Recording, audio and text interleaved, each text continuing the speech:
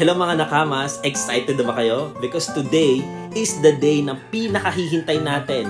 Matutuloy na guys ang One Piece Fun Run. Biruin nyo, 2 weeks itong na-postpone dahil sa bagyo. Pero ngayon, tuloy na. Kaya ready na ba kayo?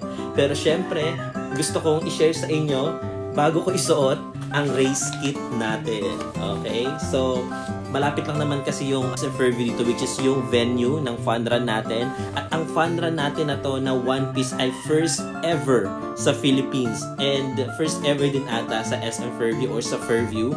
Grabe guys, gagawa ako ng vlog. Kaya kung gusto niyo mapanood yung full experience ko ng fun run or One Piece fun run natin, ilalagay ko yung link na YouTube channel ko dyan sa comment or description, or punta kayo sa profile ko to click the link ng aking YouTube channel. Okay, so unpack na natin.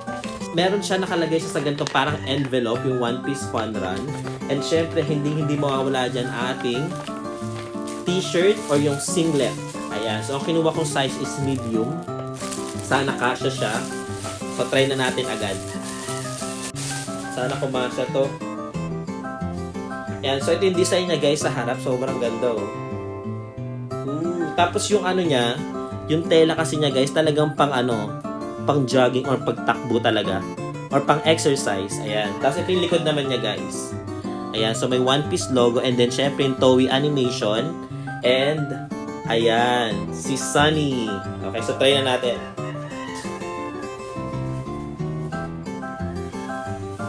Oh, feeling ko naman kasya siya.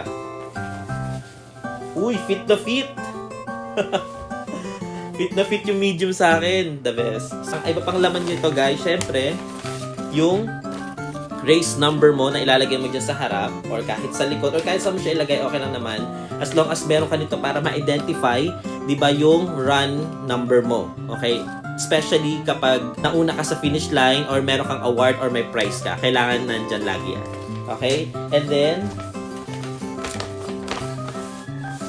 ang pinaka-last na laman niya is itong bandana. So, iba't iba guys yung bandana. Okay? So, yung pinaka number 1 bandana, yun yung gusto-gusto ko, which is yung Jolly Roger talaga ng Straw Hat Luffy. Na ayan, ilalagay ko dito yung mga option ng mga bandana. Pero ito yung number 2 na kinuha ko para at least kompleto yung mga Jolly Roger ng Straw Hat Pirates. Ayan. Grabe guys, ang ganda.